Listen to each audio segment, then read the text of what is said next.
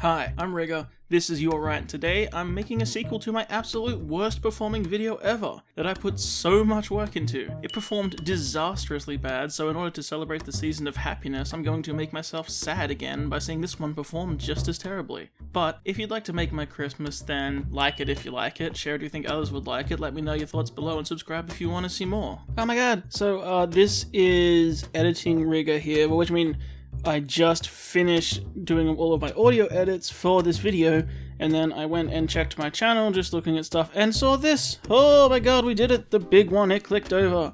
I got a 1k Christmas after all. I didn't think I'd get it because my subscriber rate is not that high, especially when I'm not putting out videos, which I haven't done for a few days. But for me, it's Christmas Day, and this happened, so thank you everyone for making my Christmas. We officially got to 1k. Thank you so much. Thank you so much. So yeah, I don't know what I can say. It's been a crazy journey to get here, and we're not slowing down anytime soon if I can help it. You've really made my Christmas, everyone, so I really appreciate it. Thank you. Thank you. On with the video. Now, before we start, I really need to cover what we're trying to achieve, the ground rules and a quick disclaimer. So here's the deal. I'm trying to create the base story in the history of Remnant that would have trickled down to result in Christmas. You might think that's an odd goal, but just run with it. I'm trying to achieve basically commercial equivalence, or the existence in the world of RWBY, in the present day, which of course would stem from historical event that would be changed and evolved over time of its telling. Now, quick ground rules and housekeeping. I know about Nicholas Schnee, he's St. Nicholas / Santa stand-in, that's sort of his role, but there's a big problem with that. We know when he lived, we know his story, etc. 2 generations back is not enough to create a legend and a holiday. We presumably know his semblance too, it'd be the same as the other Schnees. We basically know it all, and the metaphor is easy. He brings gifts to Remnant, and that's his big dust empire. Fine with me, let's try and make actual Christmas as well. Now, here's the disclaimer. I'm making commercial Christmas, and there's a few reasons for that. The elephant in the room is something Rooster Teeth themselves already poked fun at in RWBY Chibi. Of course, the Nondescript Winter Holiday, because that's an issue. Now, obviously, I don't mean to offend anyone, and that's why I picked this. Commercial Christmas isn't really religious Christmas, let's be real. Santa and elves are not the same thing as the nativity and biblical worship. I'm writing about commercial Christmas because it's something pretty much everyone knows the basis of, and hopefully won't offend anyone's beliefs, since we're just working with those concepts and not adapting the religions into Remnant. Any religions in Remnant would of course be entirely fictional. I'm also basing it off Christmas because I don't claim to be an expert on many other religious aspects of the season, and especially the other variations of the holidays like Kwanzaa and Hanukkah. I wouldn't want to offend by doing a poor job of adapting something I'm not very familiar with or educated on. Commercial Christmas we all know, and at the same point it's a product, not really a religious holiday. For the most part anyway, the religious roots are celebrated separately by those who observe it, and of course I would not mean to offend anyone who does observe its actual roots and origins and has belief in it. That's obviously not my goal. Hopefully, if you're someone who celebrates Christmas in a church and with prayer, then this shouldn't insult those traditions, and instead I'll focus on the commercial Christmas story. I know this isn't a fun way to open the video, but we need to cover it so we're all on the same page, or at least I can make my intentions clear. So now we can move on. So basically, yeah, let's see if we can craft something fun in the RWBY universe that might have ended up being Christmas. Of course, we'll make it RWBY style, so heroes, combat, grim, etc. Anyway, with that being said, let me take you for a little story time.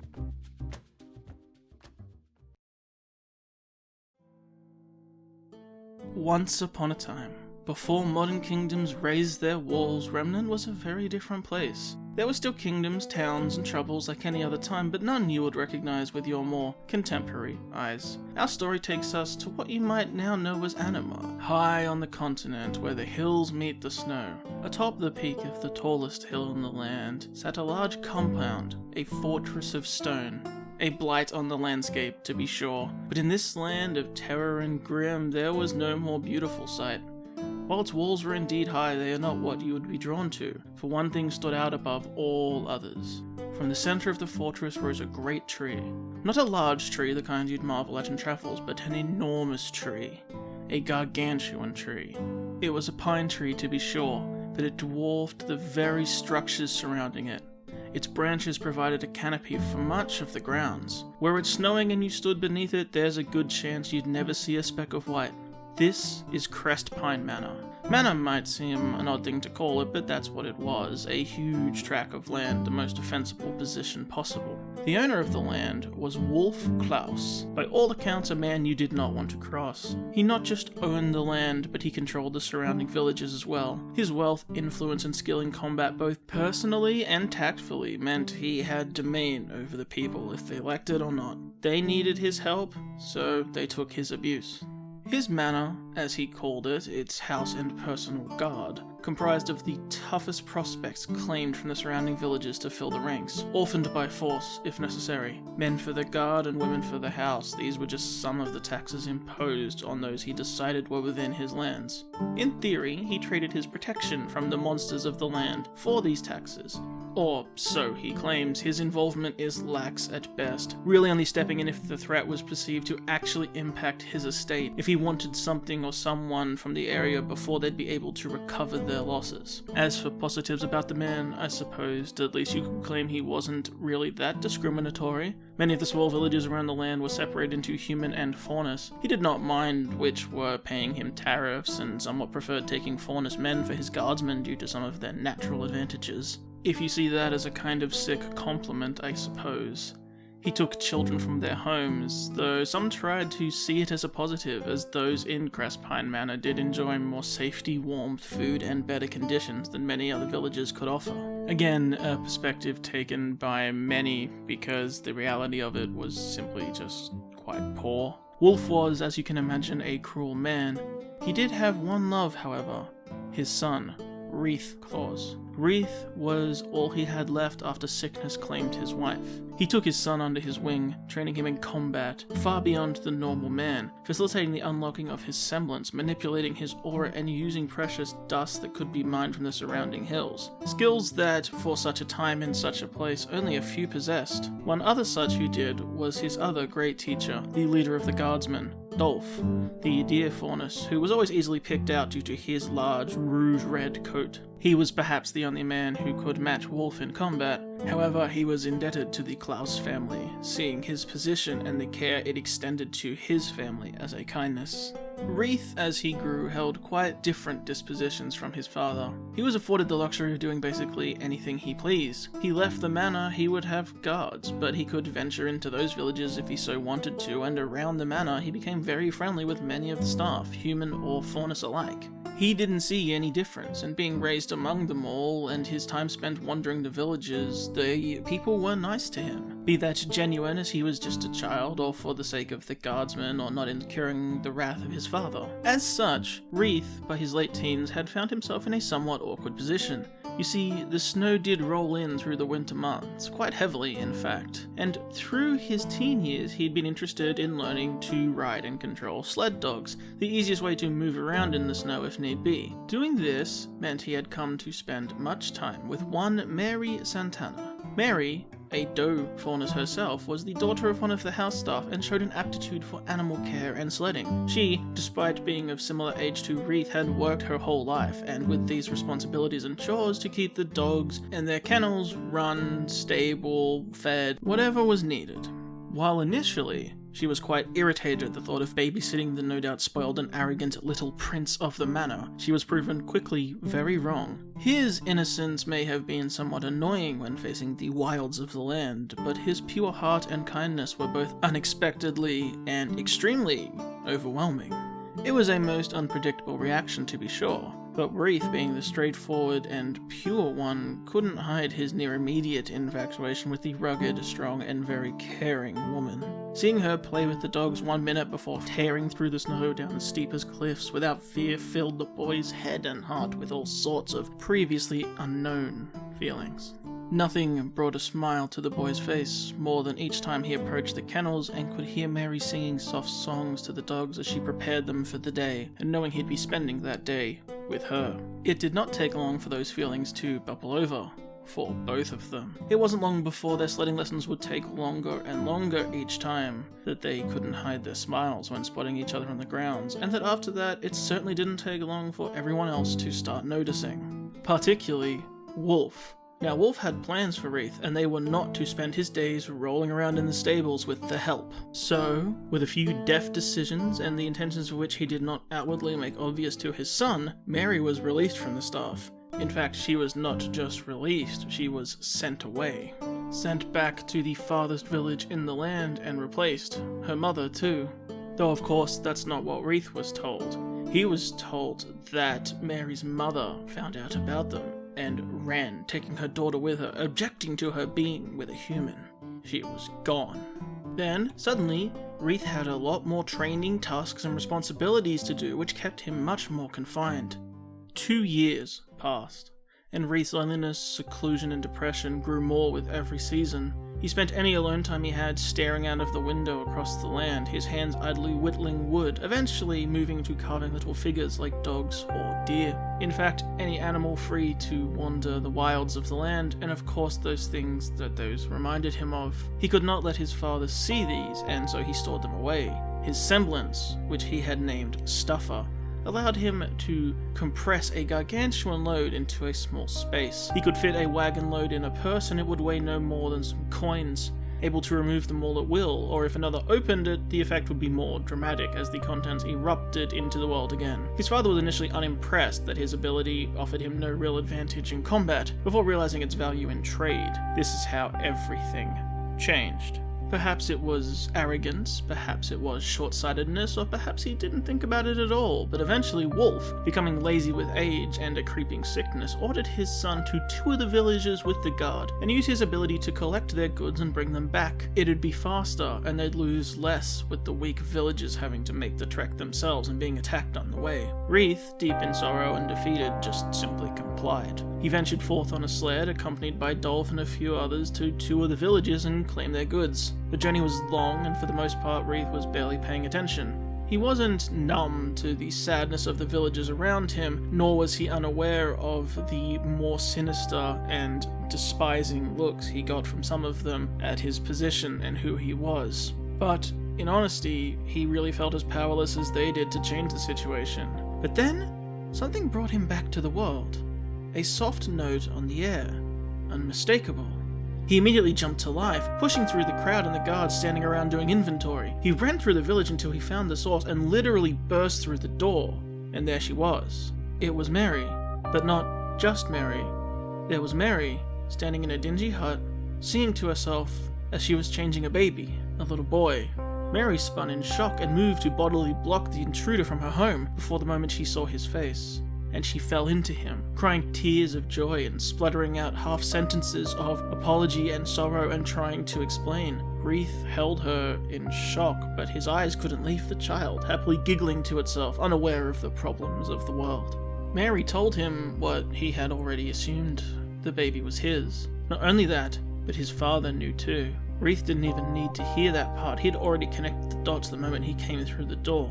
But Wreath knew there was no way his father would allow him to bring them back. By now, he'd been joined by Dolph, who admitted his guilt in also knowing. At that, Wreath turned slowly, approaching the man he'd sparred with his entire life, and met his gaze with a will of iron behind his own. Unafraid of him or the other guardsmen mere meters away, his hand went to his axe and the question was clear.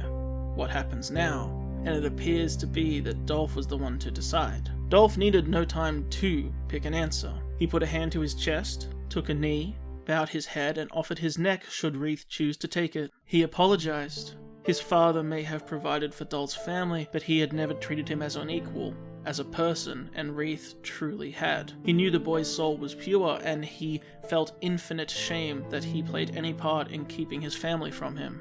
So, the two devised an arrangement. The villagers would now need a lot more checking on, and Wreath would be needed a lot more. Wreath, along with Dolph, would visit regularly, doing the rounds. You see, Dolph was also always needed, despite being the captain, for he too had a semblance. Pathfinder. He could imbue objects with his aura, and then, by summoning his semblance, it would draw the safest and quickest path to said objects, invaluable for survival, leading all of the trains of goods back to Crestpine. Simply leave an item where you would need to return to, and you'll always find your way. So it went on for several years. Whenever he could, rain, snow, or shine, Dolph and Wreath set out through the towns. Mary would need to move, all the villagers did from time to time, but she kept with her a carved wooden wreath that he had made, and so it would never shrivel in the cold, or fall apart like any constructed wreath might. A token of his love, and his never-ending bond to her.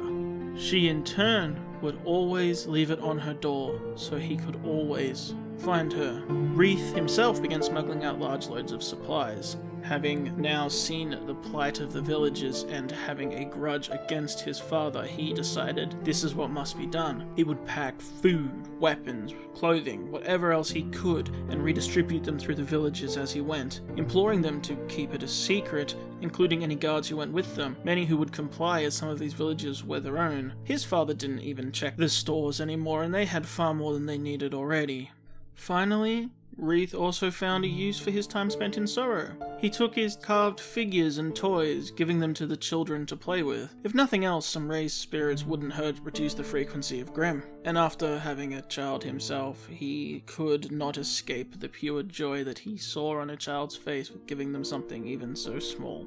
However, after several years of living a secret life, finding any excuse to see Mary and his son again, and smuggling as much as he could to the villages and the surrounding lands, Wreath heard something horrid. There was a storm coming. Now, in the depths of winter, scouts and travelers had passed through, ahead of what was described as a blizzard for the ages. It is so bad that entire towns are being lost, because at its helm is a wave of Grimm, fleeing the cold themselves, which led them to tear through such places, their instincts getting the better of them, and people who somehow survived their attacks would then be destroyed by the freezing conditions rolling through. Wreath beseeched his father to help their lands, but he dismissed his son's concerns lazily. Obviously he did not care if the people were about to die, and they were safe enough in Crestpine, so long as they didn't weaken themselves by uselessly trying to help others. Wreath had had enough. He came out with the truth. He told his father everything, told him how he hated him, and told him that he was taking the guards and he was going to go help them himself. Wolf, infuriated, roared to life. He seemed frail and sick, but this filled him with fury and he rose to the challenge. Wreath, who had always feared what his father was capable of, now stood his ground. With a determined glare, he drew his axe. The battle was loud, destructive, and unlike anything those in Crestpine had heard before. Tables smashed, war cries rang out, and blasts of flame lit through the halls. Fire dust being the preferred element by both men, and an ore that the hills were somewhat rich with. Dolph and the guards arrived on the scene, burst in and found their bloodied Wreath holding his father down with his axe blade. Wolf, in terror, yielded, but yelled to Dolph to help. Wreath yelled the situation to him, and left him once again to make the choice. Dolph steeled his gaze and marched in. He picked up Wolf, set him right, and then knocked him out, and ordered the guards to lock him up in a cell with fire and food so he'd survive. Wreath and Dolph left half of the guards at Crestpine to protect the people, and organized themselves for survival. The other half headed out, sending teams to different villages to dispatch the Grimm surely approaching them and protect the people. Wreath handed out bags to them, cold weather clothing and provisions for the journey back with those people. The call was sent out, everyone to Crestpine. Dolph and Wreath set out as a pair for where they knew they'd be needed, the furthest village out, Mary's village. The two raced on sleds into the coming storm. The chill hit them long before the village was in sight, and they knew there'd be Grimm coming soon. But they had to get to the village. It was late into the afternoon when the pair arrived. They basically jumped off their sleds so the dogs would be safe at the far end of the village and raced into the town. Growls and screams could already be heard through the village. The two waded into the fray, knocking on doors as they went and sending whoever they found to stay with the sleds. The two trained fighters cut through waves of Grimm. No time to spend on being careful because of the wall of cold would be on their heels soon after. The already bloodied Wreath and the professional Dolph laid waste to the beasts by drove, cutting through the town. Wreath, of course, cared for all of these people, but there was one building he had to find. Finally, when he got there, and just like the first time he got there, he kicked in the door to find his family. Luckily, they were safe. A wave of relief washed over Wreath. Dolph, who had also slowed, shared a relieved glance at the sound of the young boy inside. Then, disaster struck. A Grimm tackled Wreath from the doorway, tearing at his side. Time slowed for Wreath as Dolph tried to leap to help. His axe swung true as he took the beast's head from its body. However, Wreath was down, but not dead. Blood ran freely from his side, and his usefulness in the fight was done. Dolph turned to Mary and bellowed to get to the sled, picking up Wreath in his arms as he too made their way to their escape. Arriving at the sleds, with most of the village gathered around, Dolph put Wreath down in the snow, giving him his rouge coat to keep him warm with his auric gone. A cold howl rang through the night before Wreath called out, "Take them home." Mary was confused, but Wreath made it clear. "Take the villagers with Dolph's sled and get them to Crestpine. You can only move as fast as the slowest member anyway. I'll meet you there."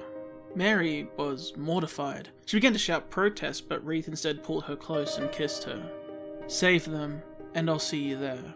He held up the wooden wreath he had given her that she had kept for so long. "I promise." The message was clear. Dolph and Mary were the only capable sledders who could lead the villagers home. The sleds were needed to house the bags of supplies to get them all there, not to mention any children or elderly villagers who'd struggled along the way. With his injuries, Wreath would slow them down to a level they might not survive, and the entire village needed saving. Dolph was needed to find the way, as he could locate the fastest path back to Crestpine. Wreath was, in reality, sacrificing himself so they could all make it back, including the woman he loved and their son. As they sledded away, Wreath pulled the warm red coat around himself tightly, some makeshift bandages around his ribs to try and stop the bleeding as well. He took a bag of stored goods that Dolph had left him as a token for survival, and turned back to the village to find the most secure place to hold up in while his wounds healed, before attempting the slow trudge back to the manor. There was no reason not to try. At Crestpine, 2 weeks passed. It was a large estate, sure, but there was nowhere near enough room for everyone to have housing from all these many villages. The food stores would hold for now, but the cold was still a concern. Fire dust was used in the rooms, where they had collectively chosen to house the sick, elderly, and the children who needed it most. The rest tried their best to huddle for warmth around small bonfires in the open squares. Mary sat hugging her son. Every few hours, quiet tears rolled from her eyes onto her cheeks where they froze. She couldn't hold back such emotions every now and then. Occasionally, Dolph would check in with her, summoning his Pathfinder and saying that as soon as it was clear, they would track him down along the line that lit up the ground in front of him. It was little to no comfort. The fact the wooden wreath still existed to create the line gave no indication of distance or if the actual wreath himself was alive. If they were in this condition here, then how could he possibly survive out there? Bang! A thud hit the barred wooden gates. The guards snapped to the ready. No Grim had bothered them in ages. None survived in such cold, or at least they thought they hadn't. Bang! Another boom rang out. Then a whistle went off, and the men began shouting. They moved quickly to unbar the gates. A commotion made it difficult to understand what was going on. With effort, the large gates were dragged open by a team of men, and there, framed against the whipping winds of cold, was Wreath.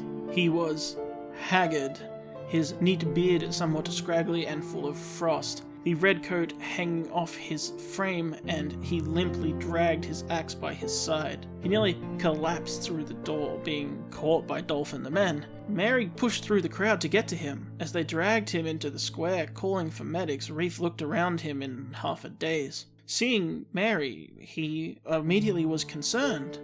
"What's wrong? Are you alright?"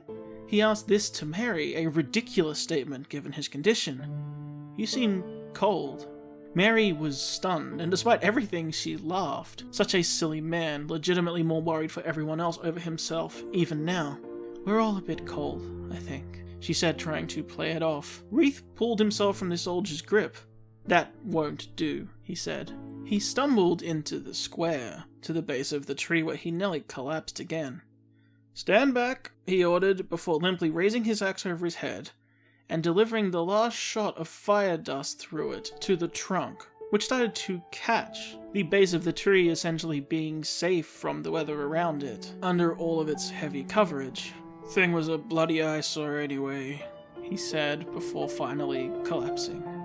The tree, gargantuan in size, did burn. In fact, it burned for days. The fallen limbs taken aside to make smaller bonfires. Sure, a rash decision by a delusional and very injured man, but so long as they kept a good distance from it, they were all warm. Several days later, when the cold's dangerous phase had passed, Wreath did finally re-emerge, now in somewhat better condition. He outright refused for there to be low spirits in his home, and instead he brought out his old bags of carved toys, and bags of clothing, and whatever else he had managed to put away for future trips, and distributed them to all the villagers, human and faunus alike, who had been given no choice but to get along to stay alive, and after weeks here in the cold had come to much more of an understanding than perhaps they once had.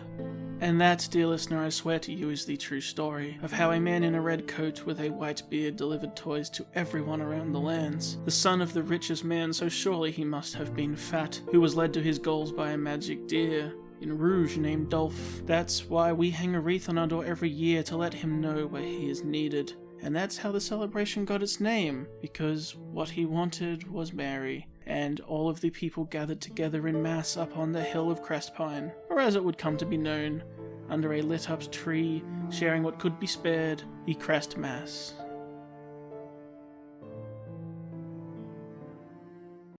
And there you go! Truly epic, no? I need to say I'm sorry, this isn't all it could have been. I wanted some real better visuals to go with this, and perhaps a few more passes at the script to get it tied up, but time has really gotten away from me these last few days for several reasons. If you follow me on Twitter, you'll have seen some of that. I was supposed to have 3 days to make this, and instead, because of circumstances, I've made this all in 1 day. It is currently Christmas Day as I'm sitting here recording this audio, and I'll be doing all the visuals and so forth tonight. It is 3:30 in the afternoon, and I assume I'll be working till probably 5 AM to make this. So I'm sorry if this is somewhat of a letdown, but I wanted to go over what I did here really quickly. Yes, there's tons of puns in here, like Crestpine becomes Crest Mass because there's a mass of a few hundred people out on the crest, but you know, those are the sort of things where over hundreds of years the words will be conglomerated together and slightly changed, so you get Christmas. Also, there's some more cheeky ones, like for Dolph, wearing Rouge becomes Rudolph, and the deer faunus becomes reindeer, leading the way with magic nose rather than a magic semblance. The dog sleds become full sleighs and reindeer teams. The use of Mary I was iffy on. I didn't mean for it to be a biblical reference of Mary and the baby. Instead, I wanted the pun of Merry Christmas. The other thing just sort of happened along the way, so I'm sorry, I didn't mean to offend anyone with that. I know I said in the start I was avoiding biblical references, and there I go with Mary and the baby, so I apologize that sort of worked out that way. There are a lot of implied jokes in here that I actually really like, such as I do like the joke that history remembers him as fat because he's the rich man's son, so obviously he must have been, despite what he actually looked like. I like that Mary's last name Santana and his last name Klaus eventually were corrupted to become one person as Santa Claus. I like that his small beard with frost in it became a big white flowing beard on the modern representation of Santa. I like that the giant flaming tree to save everyone became a lit up Christmas tree we put, you know, presents under in a living room. The bringing together of people could be done with faunus and humans here, which was quite nice. I liked Mary's sledding skill could be paid off at the end, because that allowed me to make sure this wasn't just a rescue the girl story, which it could have been, easily fallen into trap that, you know, no one likes. As for how Wreath survived, I don't know. Fire dust, training, and a heart of gold. You gotta give me a bit of leeway, especially for something like this, you know? I'm assuming he held up in a building, used the supplies, managed to, you know, help himself, and then there were no Grim out in the cold, and his aura had returned, and he just managed to make it back, you know? We'll say he did it by a hair. He did collapse in the end.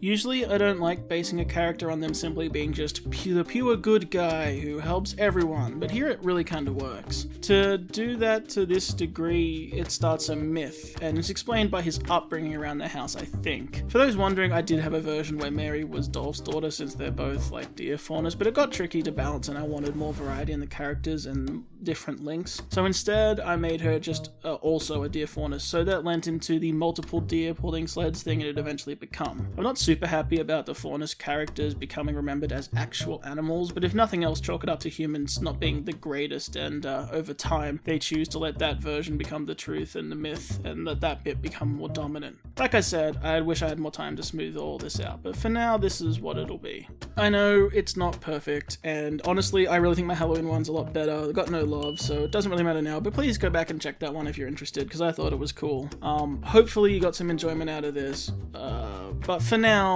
Please like it if you like it, share it if you do think others would like it, let me know what you think in the comments down below, and subscribe if you do want to see more. For now though, I truly wish everyone a happy holiday, no matter what you celebrate, if you do celebrate at all. No matter what, I hope you're having a wonderful time, and I thank you for sticking with me through this very long story. I hope you'd like it. I'll see you next time. Until then, remember, no matter what you can and can't afford, it costs nothing to be a good person. So let's all just try our best in the new year. My name is Rigger, have a wonderful holiday, and I hope I did alright.